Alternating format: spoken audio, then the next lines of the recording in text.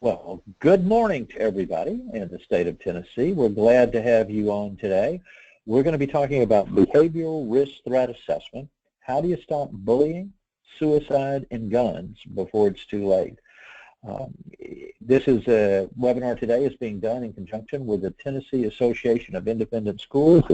We'll talk more about that shortly, but we're glad to have you on today. This is number 2 in the 2017 webinar series that we do with the Tennessee Association, and I think we're in year 3 or 4 at this point of doing them and sharing that information. So as we go to the next slide, we'd like you to become our friend on Twitter at Firestorm Soul, or to join us on Facebook at Firestorm Solutions. The hashtag for this session is #CrisisCoach.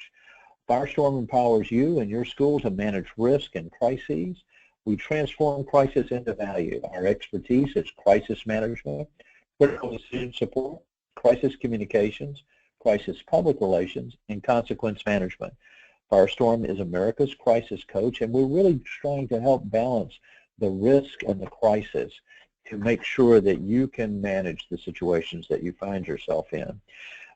Attorneys have to have jobs too, and so they make us do a disclaimer that the presentation is not complete without the oral comments and discussion, and any work product that we provide for you must be viewed in conjunction with the local authorities and regulators, as well as your company's personal counsel. Moreover, the information given and the comments that we talk about in this webinar should not be interpreted as legal advice or legal opinion. So this is part of the webinar series with the Tennessee Association of Independent Schools. If you'd like to watch past webinars, you can go to firestorm.com. You can go there and download the briefs. You can also direct others in your school to be able to sit, watch, and view, and share that information as one of the benefits that we have with the association. We are appreciative of the Tennessee Association. Jill couldn't be with us today on the webinar, but I would like to.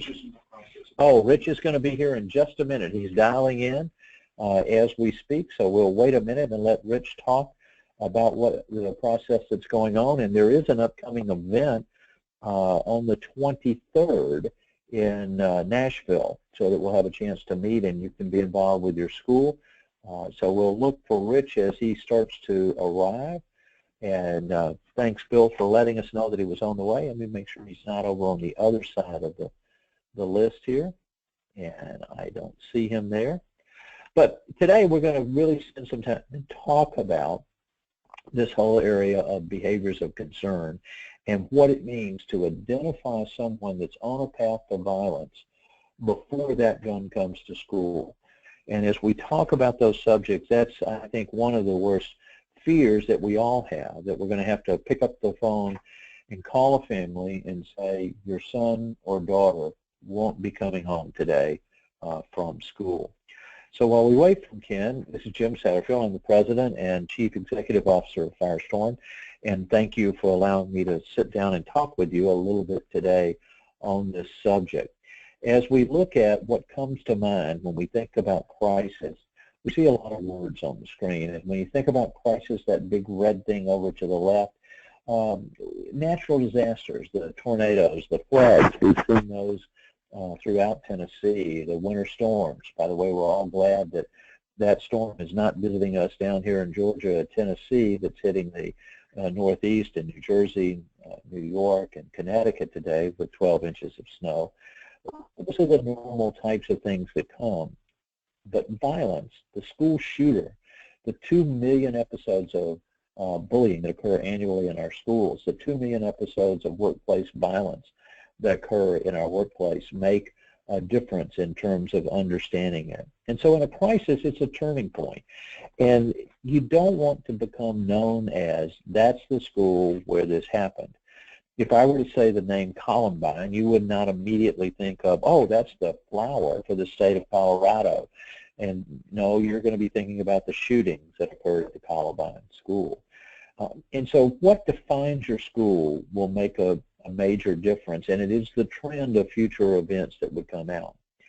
Now, when we're thinking about this, and we think about your school, and I'd like you to take a minute and just identify which one of those little dots represents your school. It's kind of hard to figure out where you are. But if you had an event that occurred, if there was an act of violence, now your school is going to stand out. It'll become easier to be seen and to define what your school is about. So our goal today is to not intervene at that point where the violent act has occurred, and we can certainly help you there and will do it, and there are programs that are meaningful that will make a difference. Our goal is to intervene now, before it's happened, when the first behaviors of concern start to come out, so that you can take actions and make a difference in someone's life so that they don't have the violent act, so that suddenly it's not recognized, because once that happens, lives will be impacted. Students and teachers and parents, the school will have an impact, and what we're trying to do is to keep that big red blob from occurring within your school. That's when we think about behaviors of concern and the events. Now, we are going to be doing a session with the Tennessee Association of Schools on the 23rd of February in Nashville. If you'll go on the TAS website, it will give you all the details associated with it, and we'd love to have you join us there as we go through it. So when you think about this worst disaster, these types of events, where do you start? That's the big question. And the key element here is not business as usual, it's business as unusual. If we wait until the student or the adult is standing in a school with a gun, our plans have failed. By the way, the Secret Service feel that if they ever have to pull their weapon, that their plan, in fact, has failed. So where do we start here? And that's by taking a look at the lessons that we've learned. Firestorm has been involved in dealing with school violence for really since our inception 12 years ago. We did the crisis management 10 years ago at Virginia Tech after the worst episode of violence had occurred. And our goal is to make sure that you're not in a position where you're having to call home and say that your loved one isn't coming home today, that you're not going to be a part of helping and resolving that. By the way, I see Rich is dialing in now. He's just joined us on the website, so hopefully he'll be on our call. I'll look to see that in a moment and call on him to give you some additional observations. So when we think about threatening behavior, and this really shows you that it's fairly clear if it's threatening. And you can hit the target and identify and recognize it. Bullying, fights, violence on any levels, threats, particularly physical threats, verbal threats that are made directed to individuals. And when that weapon comes to school, those things we can see instantly and together. Hey, Rich, are you here now? Can you speak at this point? I see your microphone there, and it should be open.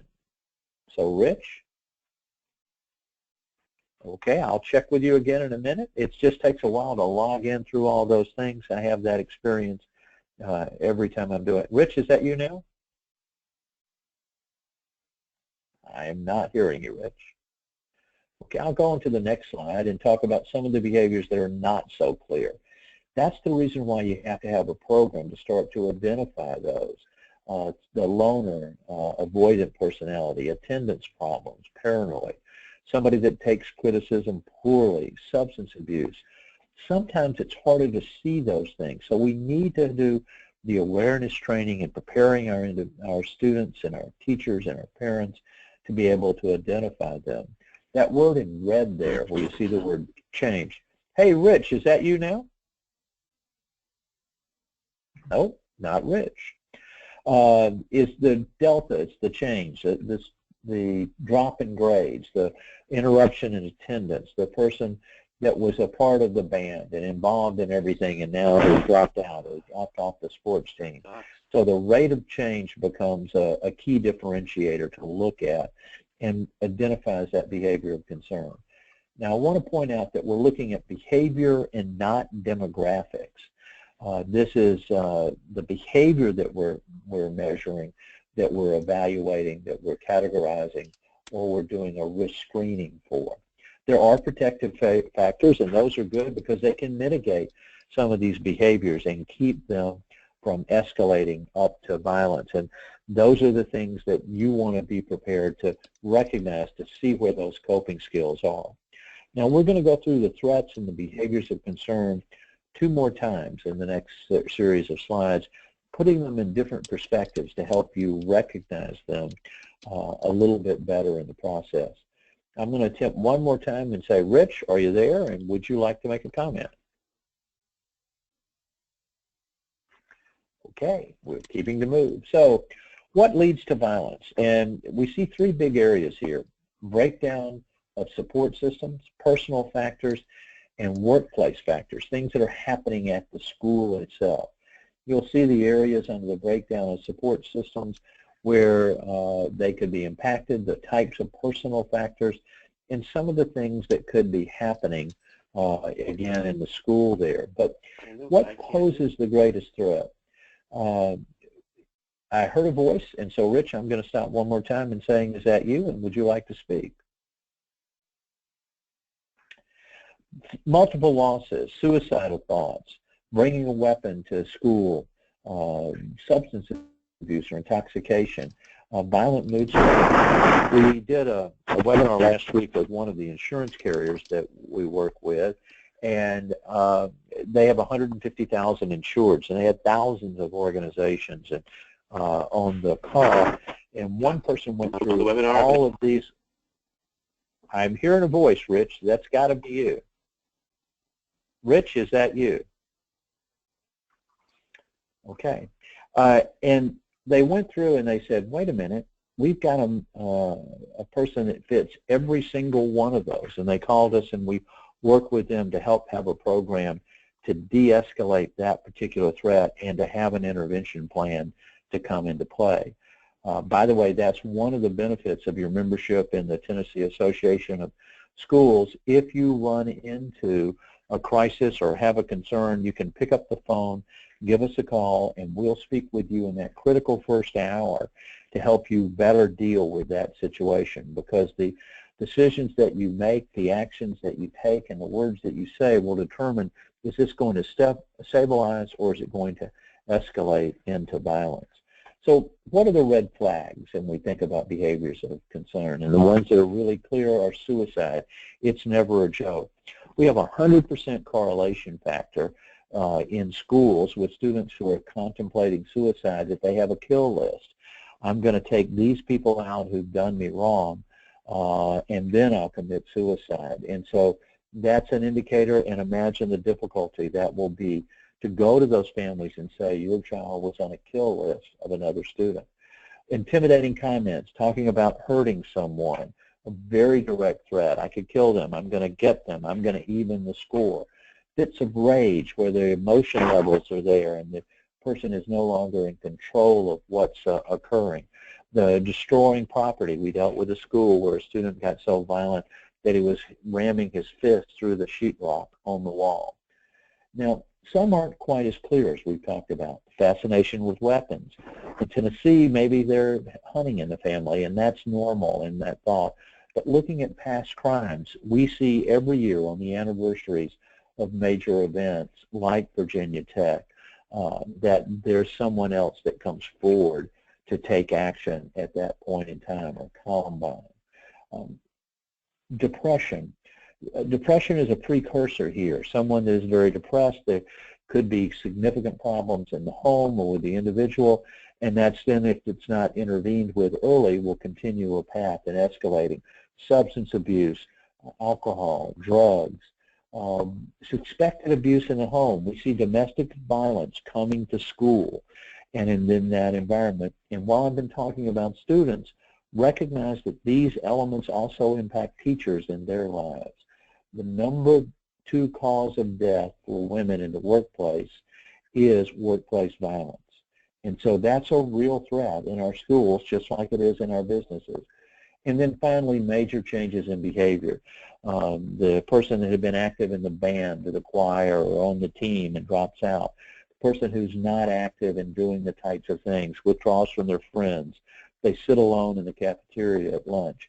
All of those elements are the types of things that we're concerned about or you're concerned about in looking at.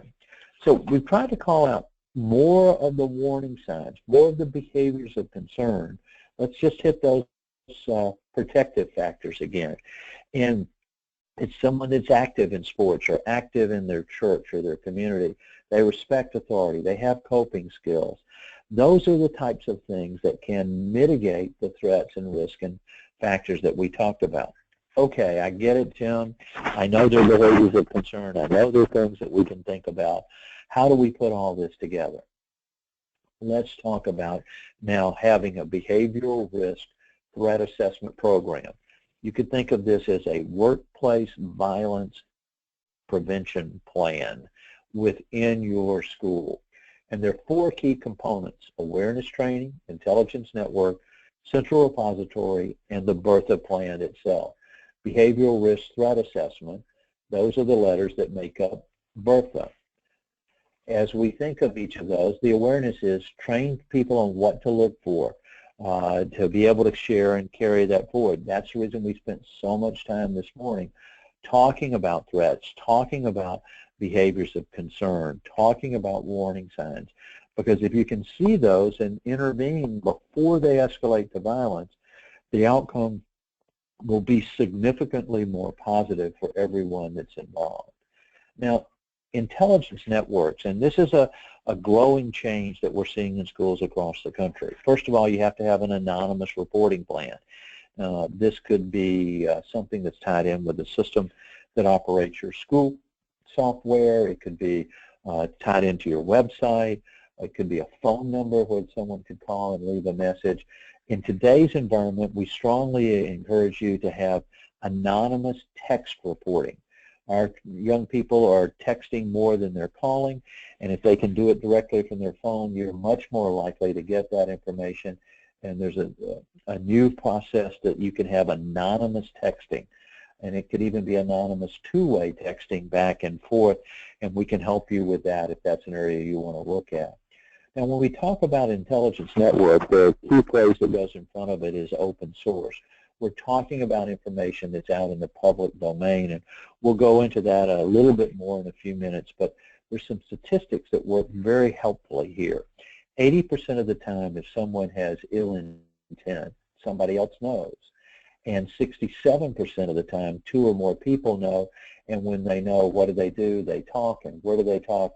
They talk on social media. And so if you're looking for those things, you can determine and find them, that information out. So having standard reporting mechanisms, monitoring social media, pre-screening and background checks for volunteers and teachers, and the standard in the education marketplace is annual background checks. Now, if you're doing background checks that look at felony convictions, that's good, but you need to go one step further and make sure your background check group is looking at the county courthouse for misdemeanors. If someone was arrested for a felony but plea bargained down to a misdemeanor, you're only going to find that in the county courthouse.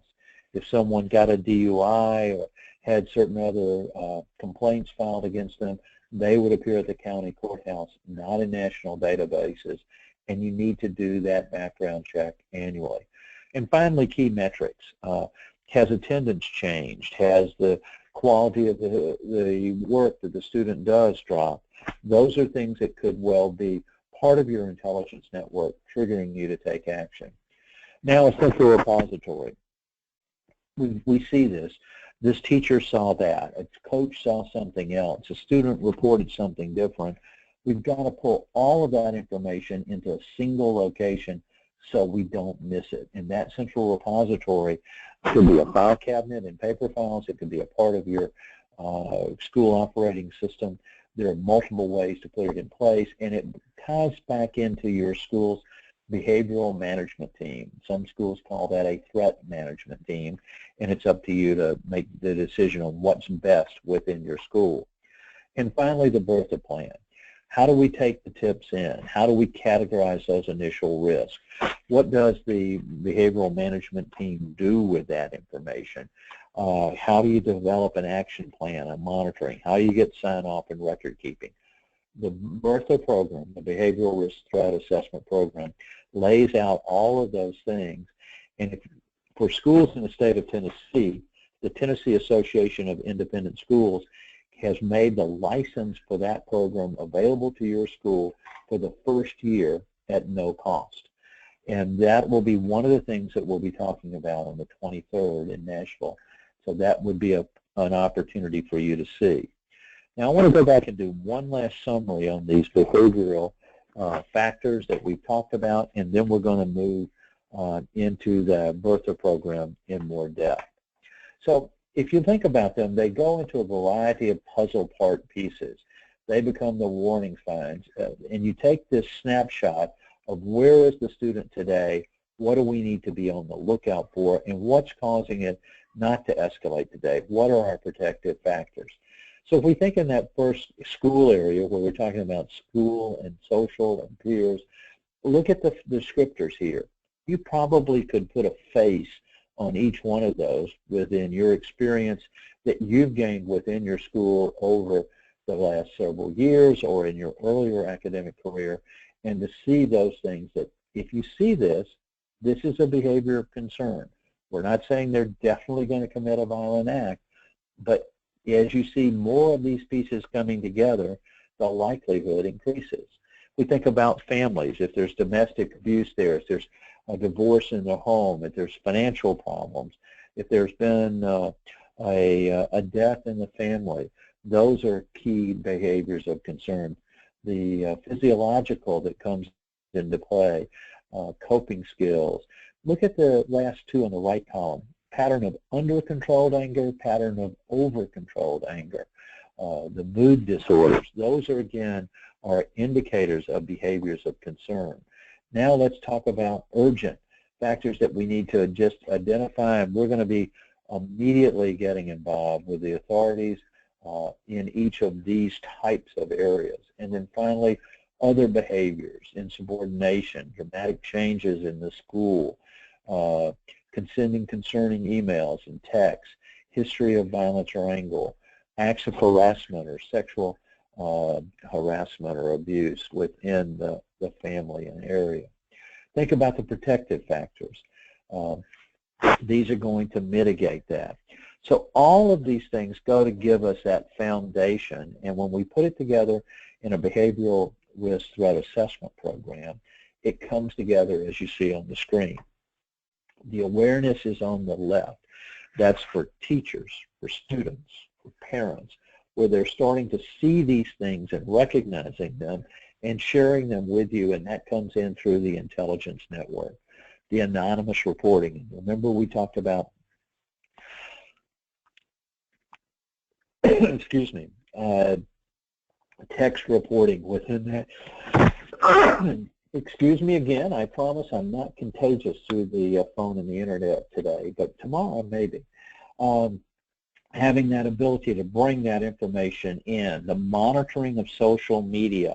If you're not doing it, we're not talking about hacking into someone's private password protected account, but information that's in the public domain.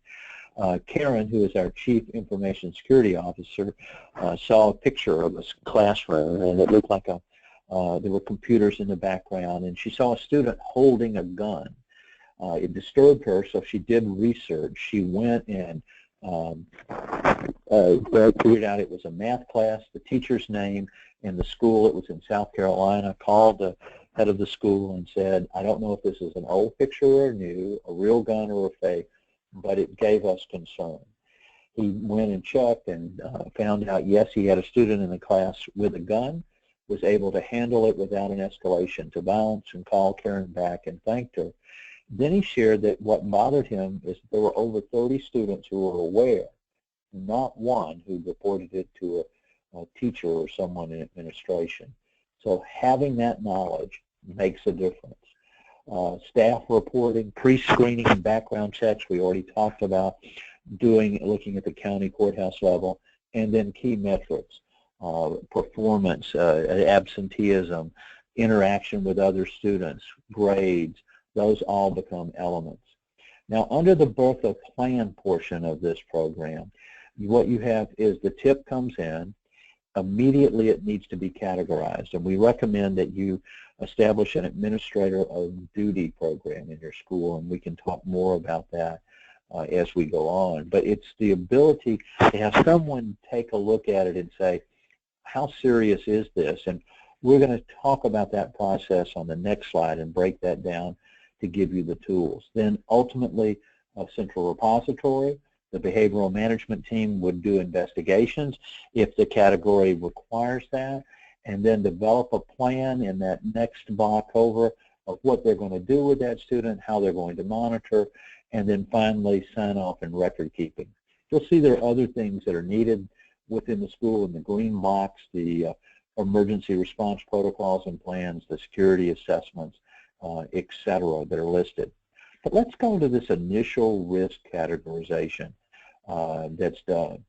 What we're doing here is to focus in on, is this our action that we need to take with what happened routine? It's a normal disciplinary problem. We're not going to do much. We're going to follow our standard protocol, address those situations, and monitor. Look over to the right. We need to take action. This is a behavior. It's a life safety issue. We need to remove this student from school. We need to call 911. We need to get our security involved. We don't have a choice but to take action now. So the right and the left, the routine and the urgent, it's easy to see and understand that. Where schools have experienced difficulty is that investigate area. And the information had come in. There was an interview or maybe a screening of it and an initial categorization. The BeRThA program has a form that helps you to evaluate that information to establish how severe it is. And at this point, you make the decision, you know, we need to investigate this more. There would be an escalation to your threat management team or your behavioral management team, and a formal risk screening would be take place. You'll see, regardless of which of those three paths that you're involved in, again, that information goes into the central repository.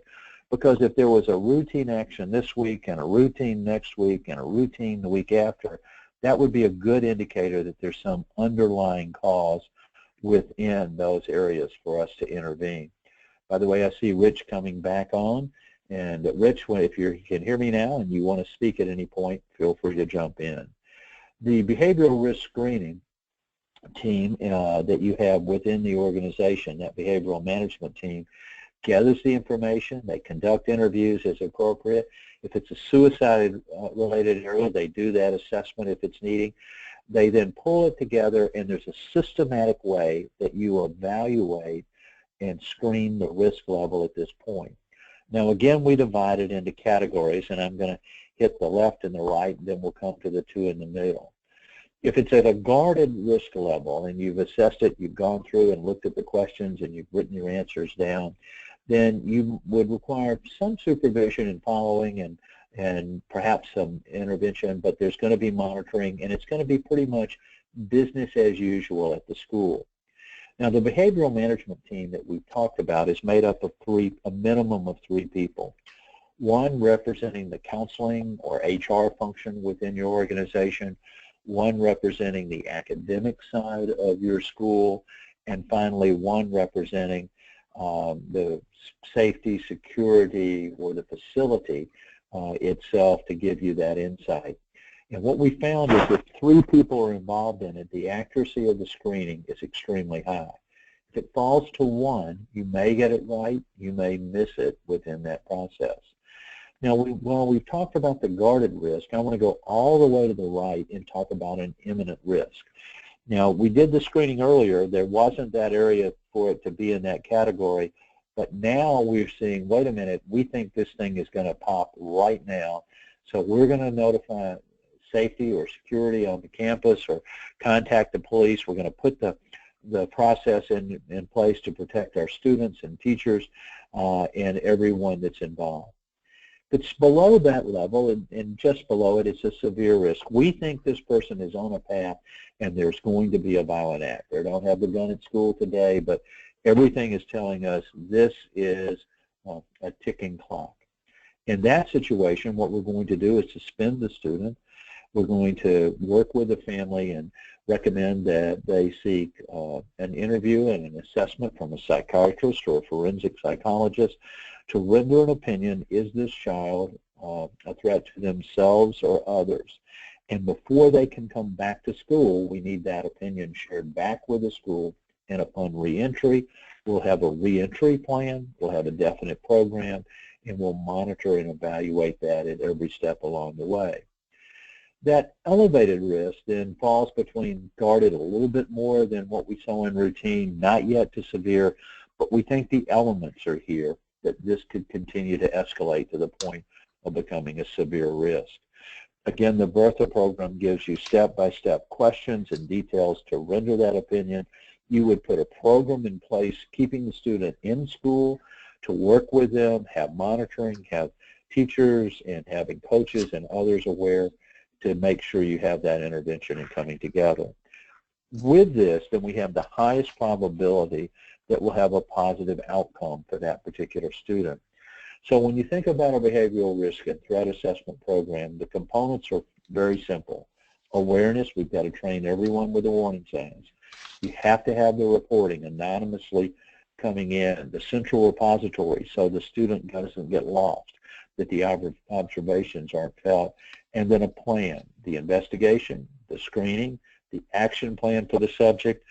Sometimes we call that action plan a case management program, monitoring, and then sign-off and record keeping. If we do this approach and have these interventions, we have a significantly better opportunity to have a positive outcome for everyone that's involved. So the question gets asked, can you really predict a crisis? And the answer is yes, because one of these things is that the warning signs we find in most cases have gone unheeded. And you want to make sure that we intervene when the indicators are there. That's where the strength happens. To deal with a student before the gun comes to school instead of trying to deal with them when you're facing a student that has a gun. Predictive intelligence in open source intelligence, it combines a lot of factors. I shared with you the statistics about someone knowing and more than one person knowing. But it's easy to dismiss social media as a bunch of just rambling phrases, but it's not. It's targeted. And what our goal here is to identify that target, and then we can make the appropriate decisions and intervene. We've seen with cyberbullying, students bullied and pushed to the point of breaking where they feel their only option is suicide. But when people know they talk, and today they talk on social media, and words and intent matters, that can happen. The childhood song, the sticks and stones may break my bones, but words will never harm me, isn't true. They will harm. There is damage, and we're as concerned not only for the bullier, but the person who's been bullied, who then feels they have no way out but through violence. So the social conversation is a very complex one. It involves semantics, syntax, context, idiom.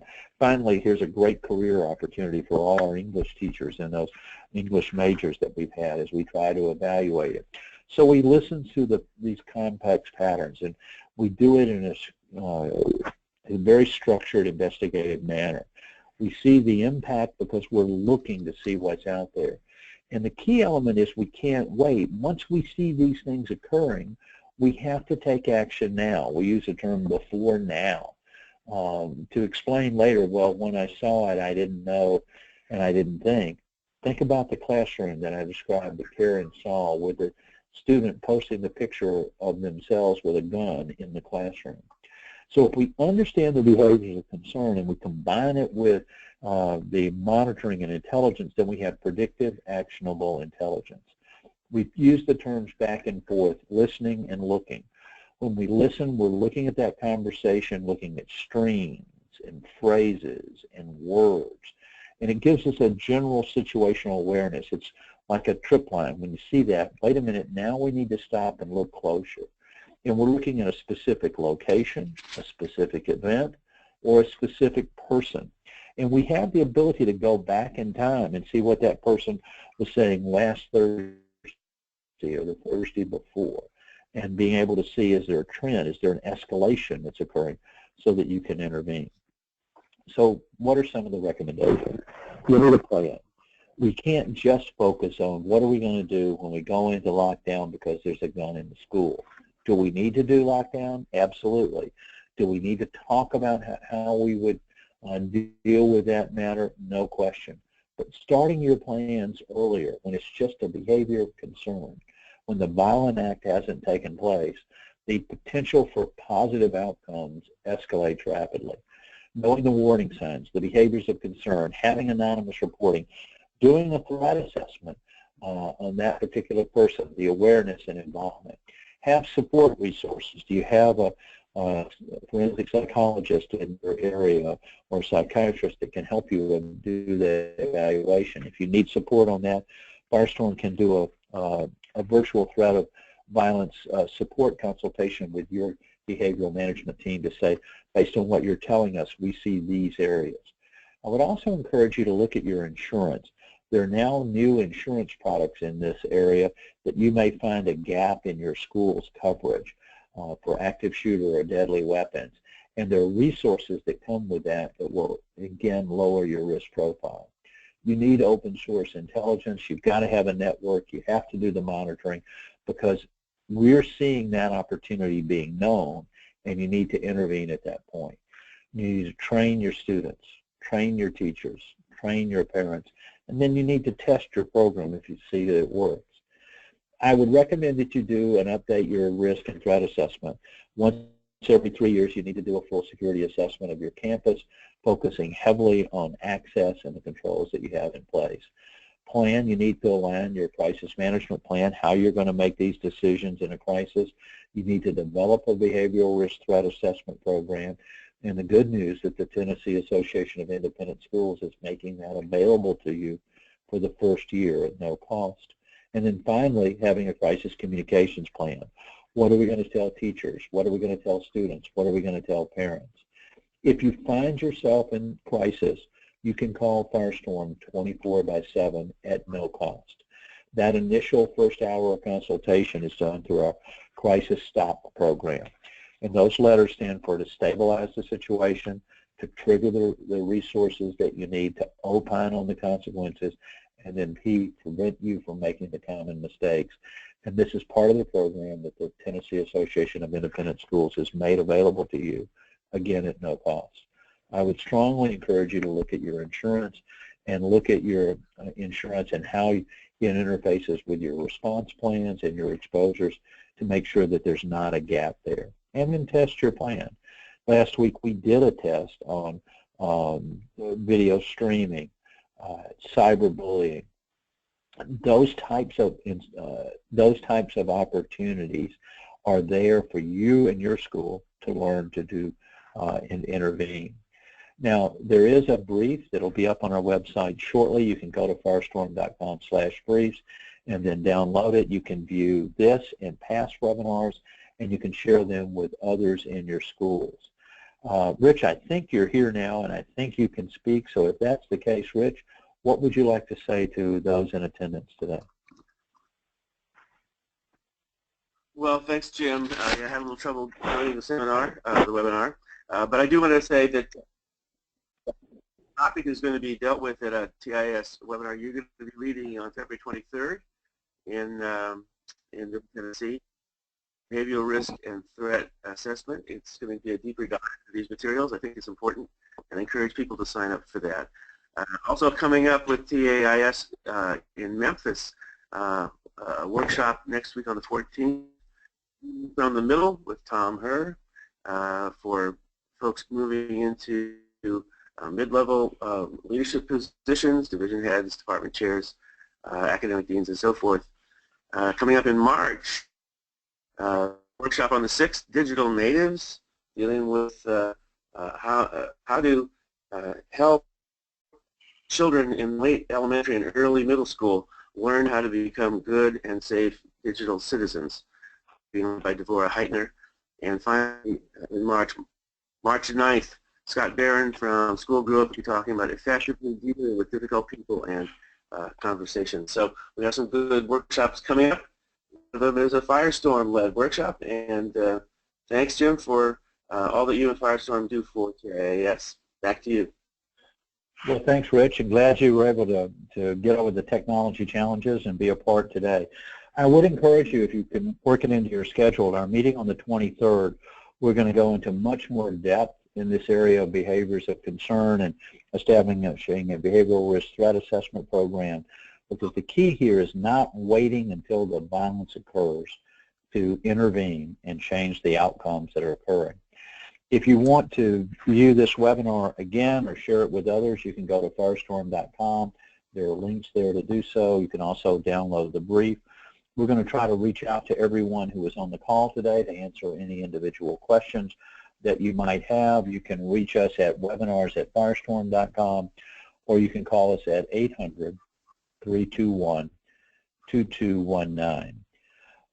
There's an Irish blessing or an Irish curse, depending upon your view, I guess, at that point, that's may you live in interesting times. We clearly are in interesting times in our life, in our country, and in our schools. There are new threats. There are growing threats and exposures. With the 2 million episodes of bullying in our schools and the 2 million episodes of workplace violence around the country, we see the exposure factors and we know the impacts that they'll have. Our biggest fear is that we're going to have to deal with the death of a child. That's a call that no one wants to make. It's a situation that everything has lost and our system isn't where we need it to be. We want you to be able to identify those behaviors and intervene so that you don't have to make that call. We appreciate your time. I thank you for how you're leading our young people in growing academically, morally, socially, spiritually, and athletically. Your school is making a difference in your area. Let's make a difference with each and every student. Thank you all, and until next month, there'll be another webinar that you can join and learn and more about these types of areas. Also, a chance for us to meet face-to-face on the 23rd in Nashville, Tennessee. Thanks, everyone. Goodbye.